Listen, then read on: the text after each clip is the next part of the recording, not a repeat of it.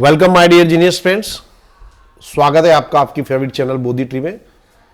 दोस्तों आज हम स्टैंडर्ड 10th का मैथ्स का एमसीक्यू वाला क्वेश्चन पेपर सॉल्व करने वाले हैं। ये हमारा तीसरा क्वेश्चन पेपर है इस सीरीज में। अगर आपने वो दो पेपर नहीं देखे हैं तो यू मस्ट वॉच देम। वो दोनों पेपर भी देख लीजिएगा। ओके, अब देखिए, अब हम शुरू करते हैं। एमसीक्यू करने से क्या हुआ कि आपका कंसेप्ट जो है बहुत अच्छी तरह से क्लियर हो जाता है। ओके, तो पूरा वीडियो देखिए, इसको सॉल्व कीजिए, आपको बहुत हेल्प मिलेगी। तो पहला हमारा एमसीक्यू है n इज ग्रेटर देन 1। तो n स्क्वायर फॉर यह कैसी संख्या है वो हमको बताना है। अविभाज्य, विभाज्य पूर्णांक, n1 अनंत संख्या। तो देखो अब क्या करेंगे, n की जगह पे 2 लिखें तो 2 का वर्ग, 2 की 4 घात यानी 16 प्लस 4 कितना हुआ 20। n की जगह 3 लिखा, 3 की 4 घात यानी 81 प्लस 4। देखिए n स्क्वायर प्लस 4 यानी जहां जहां n है वहां पे आपको एक एक संख्या लिखी जानी है और वो संख्या ग्रेटर देन 1 होनी चाहिए, एक से अधिक होनी चाहिए। ओके, तो ये देखिए हमको क्या मिला, 20, 85, 68, इस तरह से चलता जाएगा। ये सभी संख्याएं कैसी हैं, विभाज्य।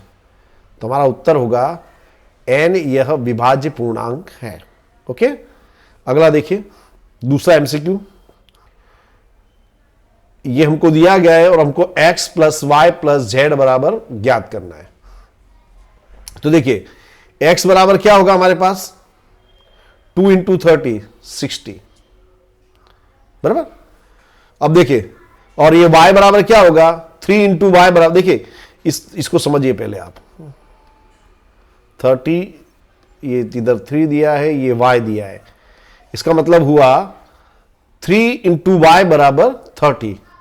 तो हमारा 3 इसके बटे में जाएगा तो 3 बटे 30 कितना हुआ 10। इसी तरह y बराबर हो जाएगा 5 प्लस जेड,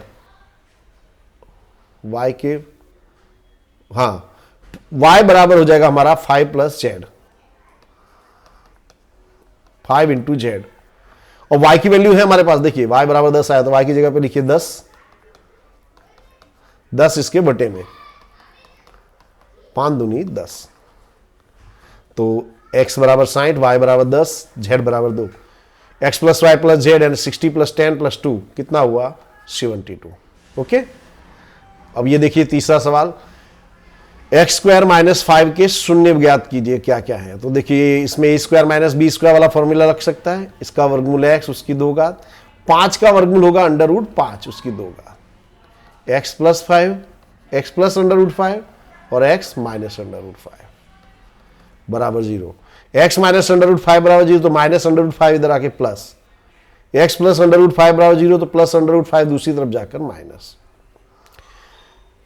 अगला सवाल देखिए, ये हमको दिया है कि द्विघात बहुपदी, ये जो हमको दी है इसके शून्यों का योगफल और गुणनफल दोनों समान है, तो k की वैल्यू ज्ञात करनी है। तो देखिए हम ये हमारी इससे तुलना करें तो a बराबर हैगा k, b बराबर -2, c बराबर -3k।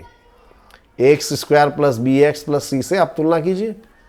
ओके, तो a बराबर k, b बराबर -2, c बराबर -3k। हमको बोला है कि बीजों का योग और गुणा दोनों समान है, यानी alpha plus beta is equal to alpha into beta.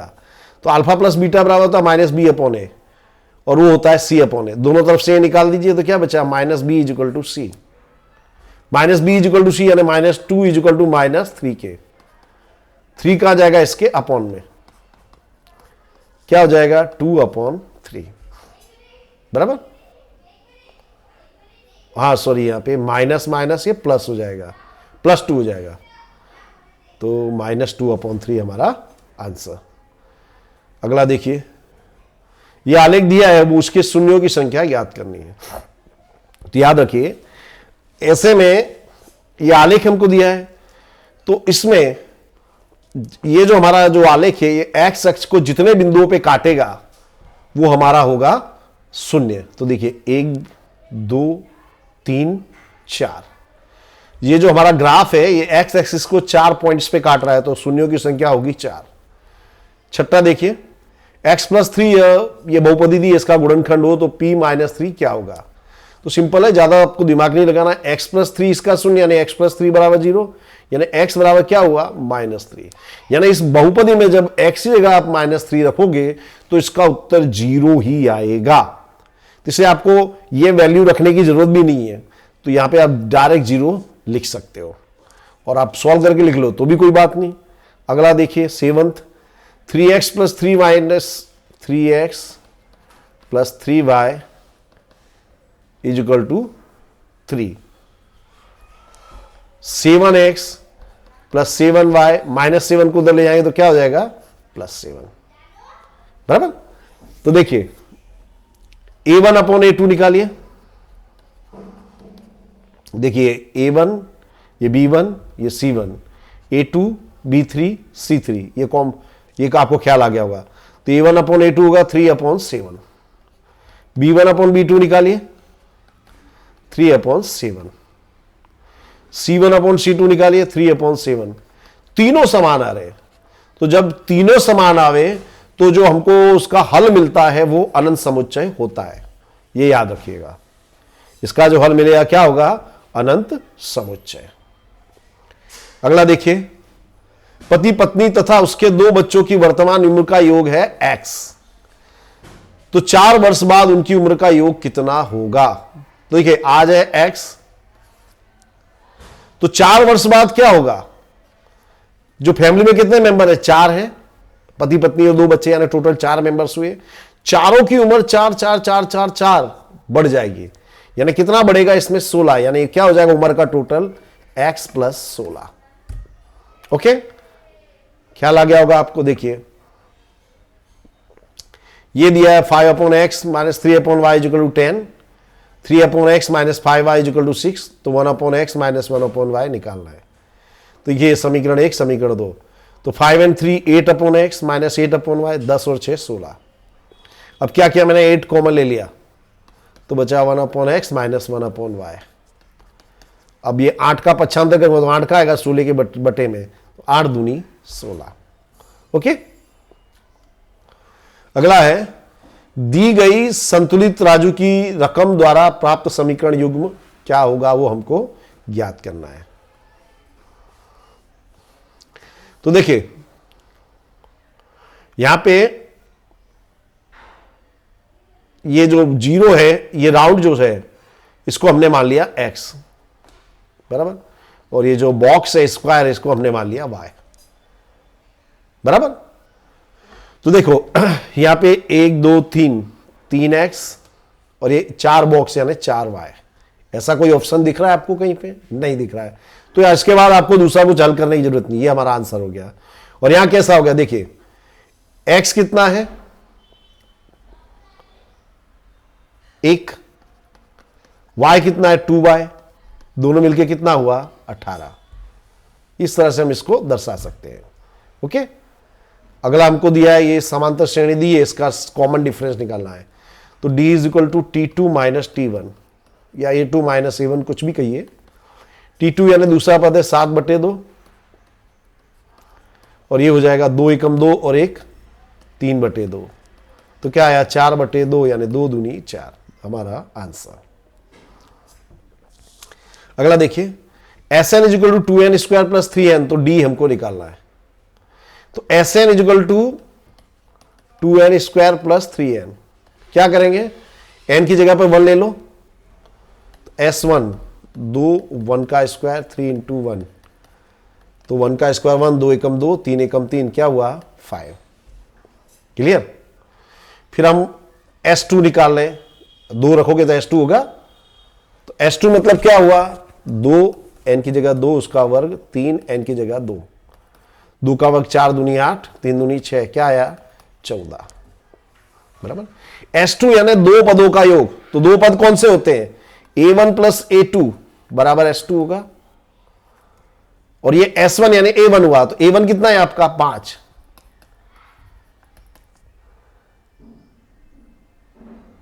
तो 5 को उस तरफ ले जाएंगे तो क्या हो जाएगा माइनस 14 माइनस 5, यानी A2 बराबर आपका आया 9। A2 9 आया, चाहिए क्या आपको डिफरेंस, तो A1 आपका होगा, A1 आपको दिया है 5, A1 5 A2 4, तो डिफरेंस होगा 9 माइनस 5 यानी कि 4, बराबर। A2 हमारा 9 है, देखिए A2 हमारा 9 और A1 आया हमारा 5, तो डिफरेंस T2 माइनस T1 या 9 माइनस 5 यानी कि 4। देखिए किसी भी समांतर श्रेणी के लिए T28 माइनस T18 क्या होगा, तो T28 माइनस T18, तो T28 यानी A प्लस 29D, T18 यानी A प्लस 19D, तो A plus 29D minus A minus 19D, A से घट गया, क्या आया 10D। ये हमारा आंसर।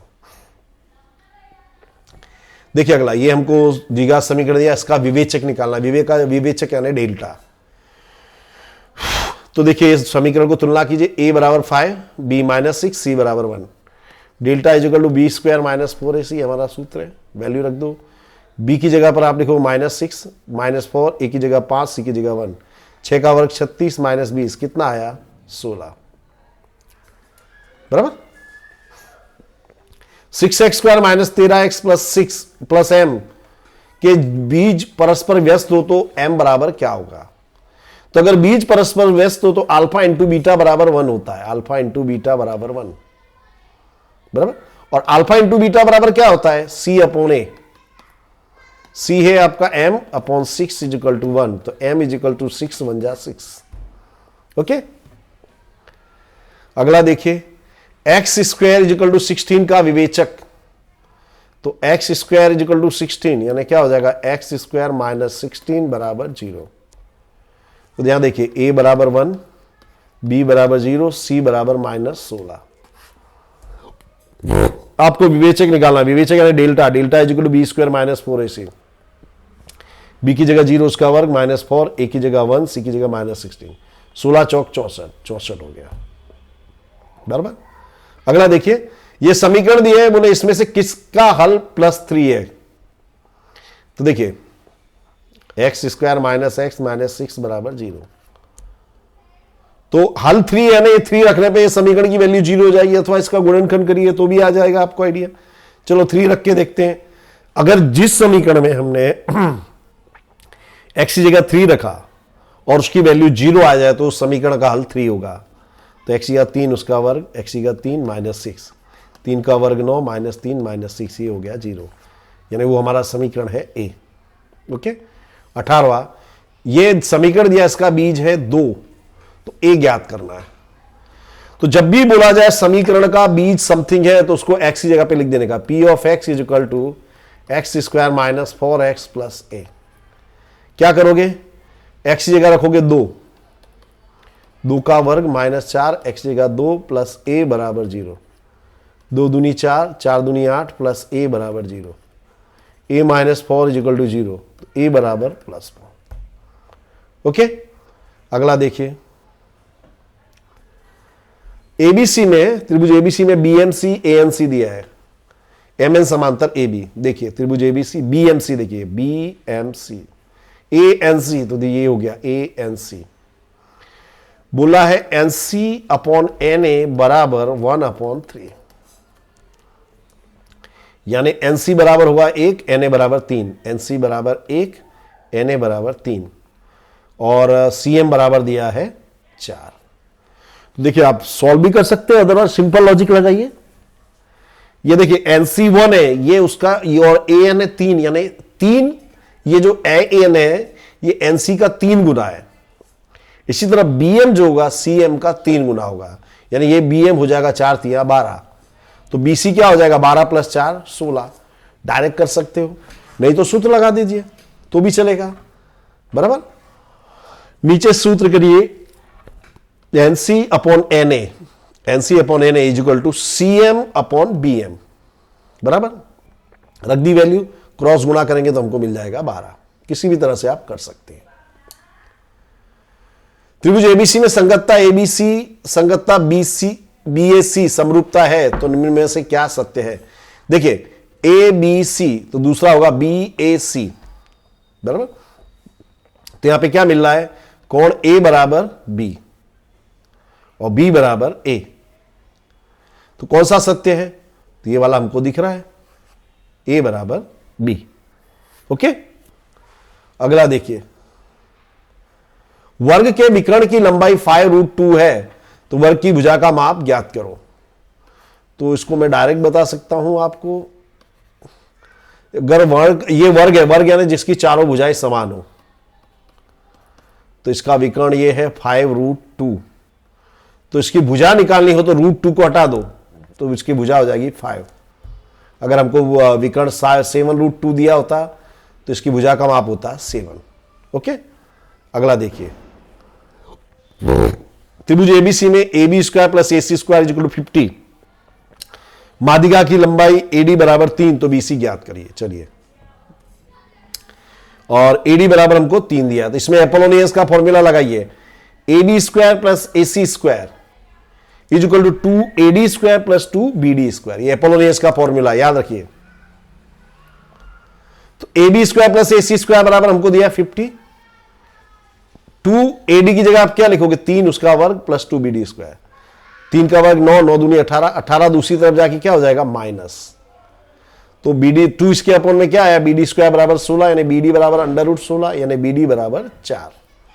तो अब आपको चाहिए BC, तो BC क्या होगा, ये BC क्या होगा, BD का डबल, 2 गुणे BD, 2 गुणे 4 कितना हुआ, 8। एक समबाहु त्रिभुज की परिमिति है 6, तो उसके लंब का माप ज्ञात करिए। तो देखिए, समबाहु त्रिभुज है, समबाहु त्रिभुज जो होता है उसकी सभी भुजाएं समान होती है, तो परिमिति 6 यानी सभी 2 2 2 होगा, सभी भुजाओं का माप। Simple logic. अब उसका हमको क्या निकालना है, भुजाओं का लंब का माप। समबाहु त्रिभुज का लंब बराबर होता है √3/2 x, x यानी भुजा का माप, तो √3/2 x का 2, 2 से 2 कैंसिल, क्या आया, √3। बराबर। अगला देखिए, त्रिभुज ABC में कोण A बराबर 90, AD लंब है, जिससे BD लंब DC बराबर क्या होगा। देखिए, त्रिभुज ABC में कोण A 90 है, AD इस पर लंब है, ये हमको दिया है। तो अब यहां पे देखिए, CDA बराबर मिलेगा ADB। देखिए,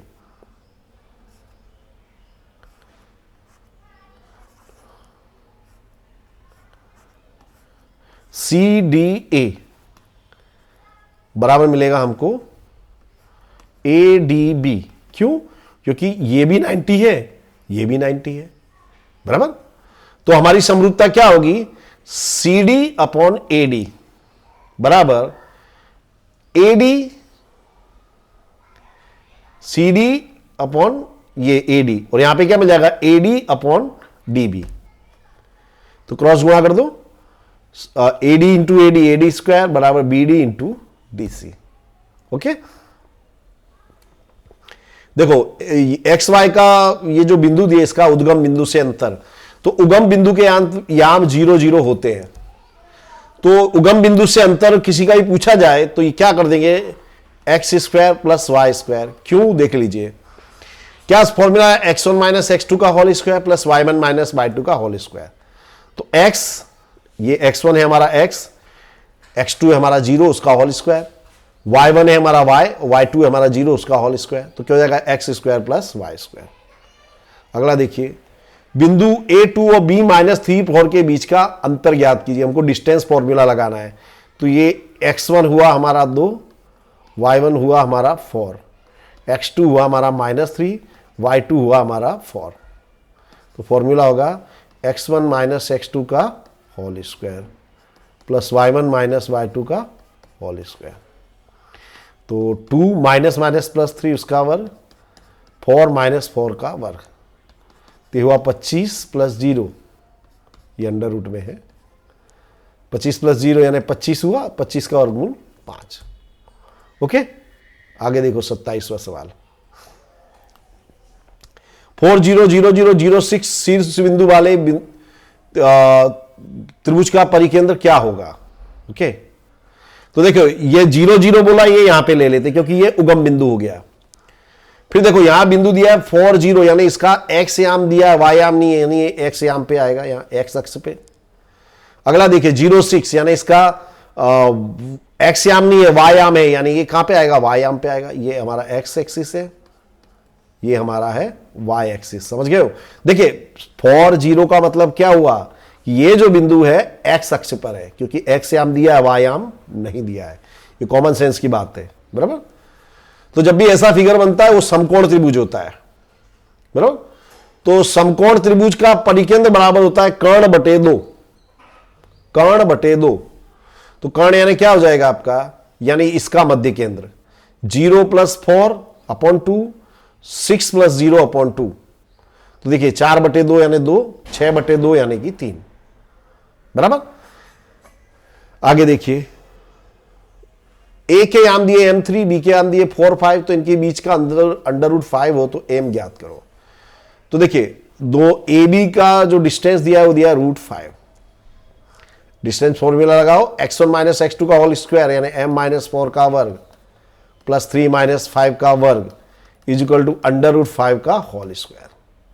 तो इसका वर्ग करो आप, m² - 8m, 4 का वर्ग 16, 3 - 5 2, 2 का वर्ग 4, ये 5 हो गया। तो m² - 8m, 16 और 4 20, 5 इधर आके माइनस हो गया, यानी क्या हो जाएगा 15, बराबर। ये 16 4 20 हुआ, प्लस 5 बराबर की इस तरफ आके माइनस हो जाएगा, गुणनखंड कर दो, 5 3 15, m - 5 m - 3 बराबर 0, यानी m बराबर 5 अथवा m बराबर 3। ये हमारा आंसर। अगला देखिए tan 5 theta into tan 4 theta बराबर 1, tan 5 theta into tan 4 theta बराबर 1। तो tan 5 थीटा बराबर क्या होगा, 1 upon tan 4 theta. tan 5 theta is equal to cot 4 theta हो जाएगा। ये 1 अपॉन tan थीटा बराबर cot थीटा होता है। अब क्या करो, या चाहे तो ये tan को cot में बदल दो, या तो ये cot को tan में बदल दे। तो ये जो cot 4 थीटा इसको tan में बदल दो, तो tan 5 theta is equal to tan 90 - 4 theta. दोनों थीटा को कंपेयर कर दो, तो 5 theta is equal to 90 - 4 theta, -4 theta इधर आके plus 9 theta is equal to 90, theta is equal to 90 upon 9, क्या आया 10। यह हमारा आंसर। देखिए अगला सवाल, tan square theta is equal to 8 upon 7, तो इसकी वैल्यू निकालनी है। क्या दिया, 1 - sin theta, 1 + sin theta, 1 + cos theta 1। 1 में sin थीटा एक बार माइनस हो रहा है, एक बार प्लस, तो क्या करोगे, पहले पद का वर्ग माइनस दूसरे पद का वर्ग। इसी तरह यहां पहले पद का वर्ग 1 minus cos square theta, 1 - sin square theta is equal to cos square theta, 1 - cos square theta यानी sin स्क्वायर थीटा। तो ये हुआ हमारा cot स्क्वायर थीटा, बराबर। cot स्क्वायर थीटा मिला हमको, मगर हमको क्या चाहिए, इसकी वैल्यू। तो देखिए tan थीटा हमारा 8/7 है, tan स्क्वायर थीटा, तो cot स्क्वायर थीटा क्या हो जाएगा, इसका उल्टा 7/8। ओके, इस तरह से। देखो यहां पे दोस्तों प्रिंटिंग मिस्टेक है, यहां स्क्वायर नहीं आएगा क्योंकि यहां पे ऑलरेडी स्क्वायर दिया है। अगर स्क्वायर नहीं दिया होता तो हम इसका वर्ग करते हैं। आगे देखिए, cos square 45 degree minus cos square 30 is equal to x into cos 45 sin 45। देखिए sin 45 cos 45 दोनों की वैल्यू सेम होती है, 1/√2, याद रखिए। तो cos 45 1/√2 इसका वर्ग, cos 30 √3/2 इसका वर्ग, cos 45 1/√2, sin 45 1/√2। तो देखिए 1/√2 का वर्ग 1/2, ये -3/4, ये x √2 इंटू √2 2।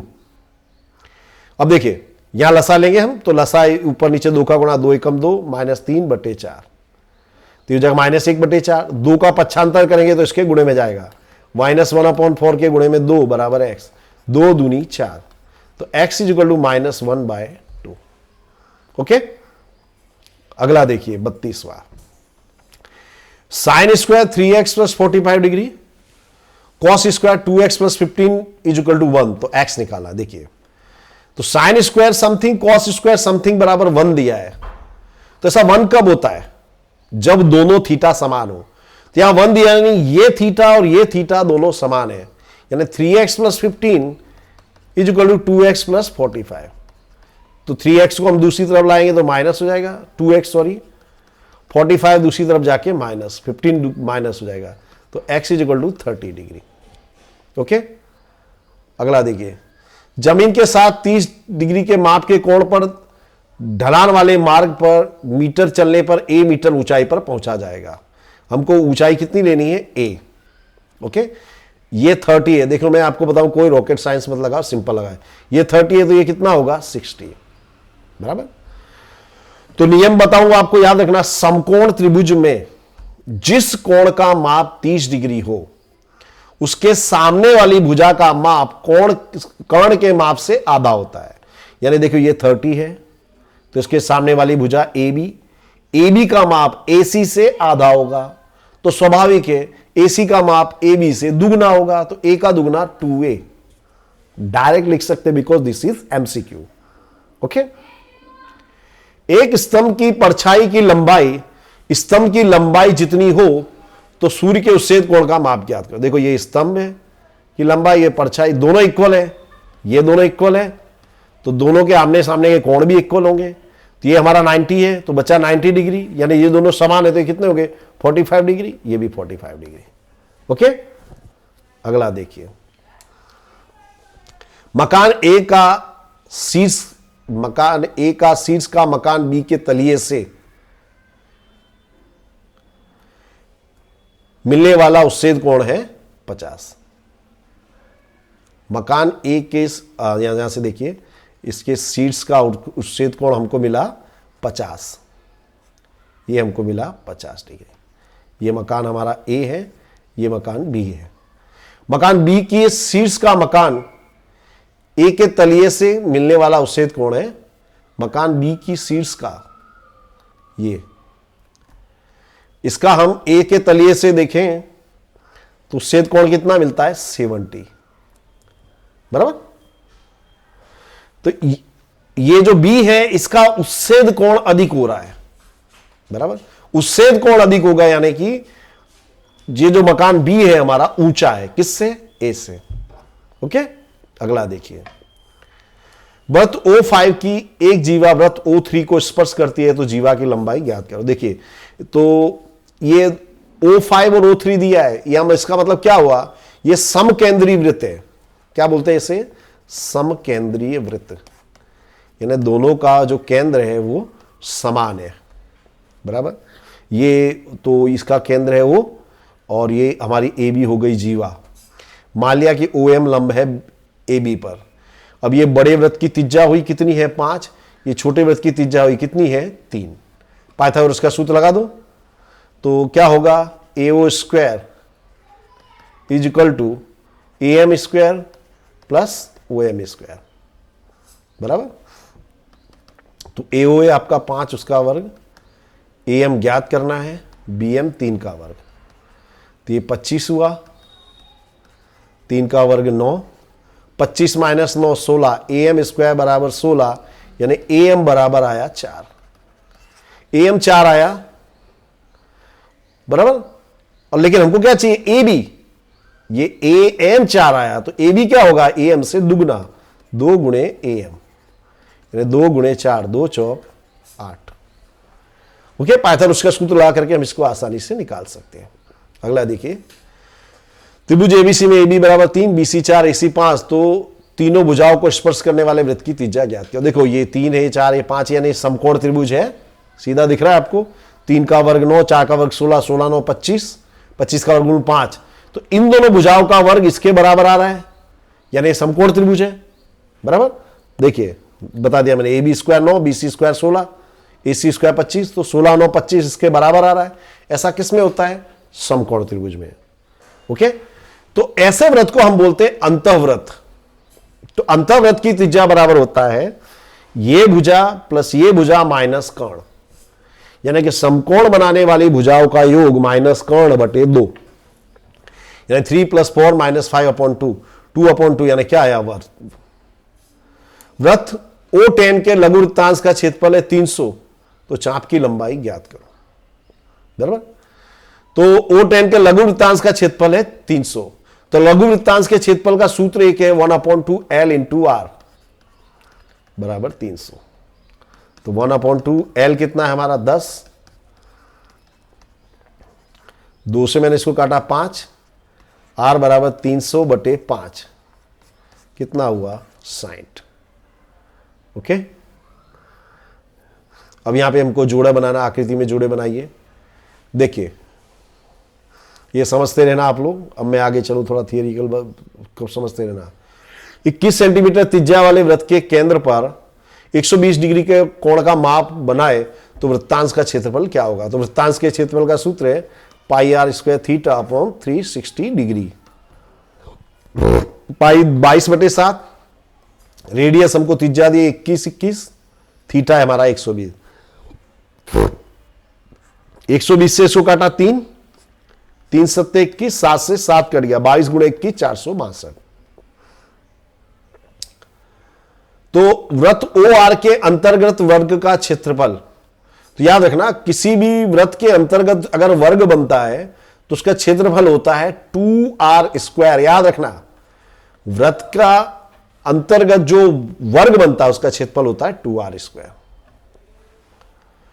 देखिए दो शंकुओं की त्रिज्या का अनुपात है 2:1, ऊंचाई का अनुपात है 3:2, तो उनके घनफलों का अनुपात ज्ञात करो। चलो देखिए, तो त्रिज्या यानी R1/R2 2:1 दिया हमको, दिख रहा होगा आपको।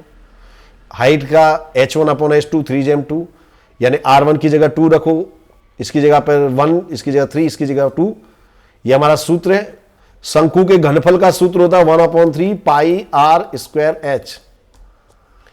तो 1/3 से 1/3 कैंसिल कर दो, पाई से पाई कैंसिल कर दो, r² यानी 2 का स्क्वायर 4 और h1 यानी × 3, या 1 का स्क्वायर 1 × 2, तो 2 का वर्ग 4 तिया 12, 2 × 2 क्या आया 6/1 यानी 6/1 बराबर।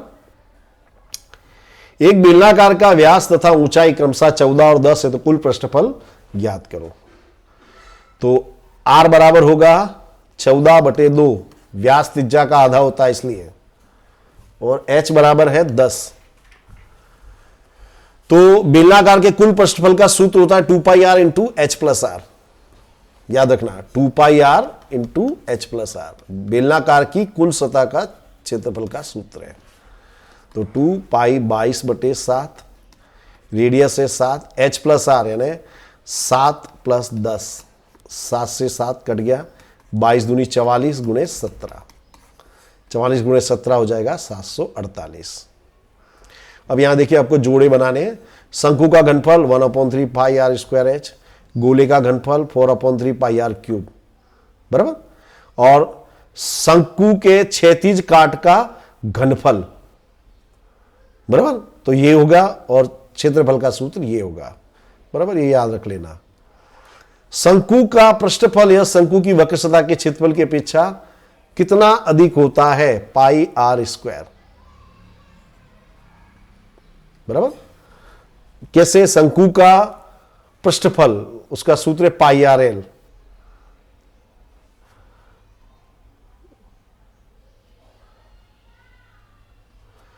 अब अगला देखिए, σi21 x1 - x बार बराबर कितना होगा बराबर। तो x1 यानी -x बार, तो i21, तो सिग्मा xi यानी सभी का योग यानी कितना हो गया 10, और x बार यानी एक सिंगल एक, तो क्या आएगा 9x बार हम लिख सकते हैं। देखिए m बराबर 15, x बार बराबर 15, तो z भी 15 होगा। मध्यक और मध्य समान है तो बहुलक भी उतना ही होगा। सूत्र भी नहीं तो आप सूत्र में कीमत रख दीजिए, z = 3m - 2x बार, 3m की जगह 15, x बार की जगह 15, 15 तिया 45, 15 दूनी 30, क्या बचा 15। एक माहिती का मध्यक 84 है, यदि एक अवलोकन 6 जोड़कर 9 से भाग दिया जाए तो माहिती का नया मध्यक ज्ञात करो। तो इसमें सीधी सिंपल सी बात क्या याद रखो कि यदि प्रत्येक अवलोकन शब्द आवे तो वो सारी प्रक्रिया आपको मध्यक के साथ करनी है। तो आपका मध्यक है 84, इसमें 6 जोड़ने को बोला तो जोड़ दिया भाई मैंने, 9 से भाग दो तो मैंने दे दिया, तो 90/9 क्या आया 10। बराबर। लीप ईयर में 53 बुधवार हो उसकी संभावना ज्ञात करो।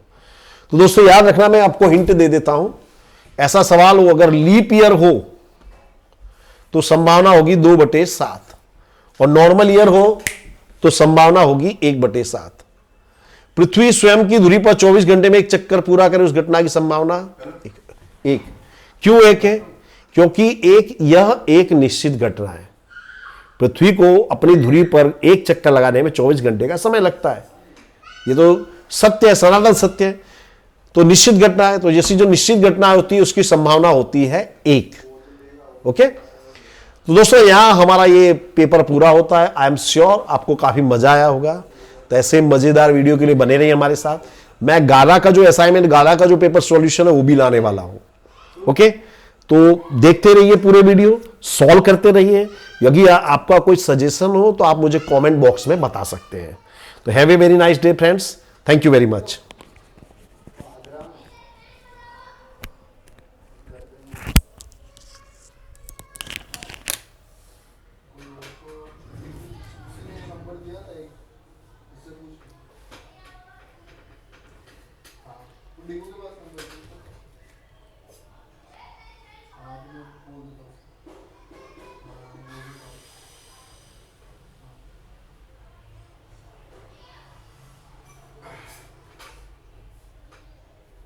क्या बंद कर दे।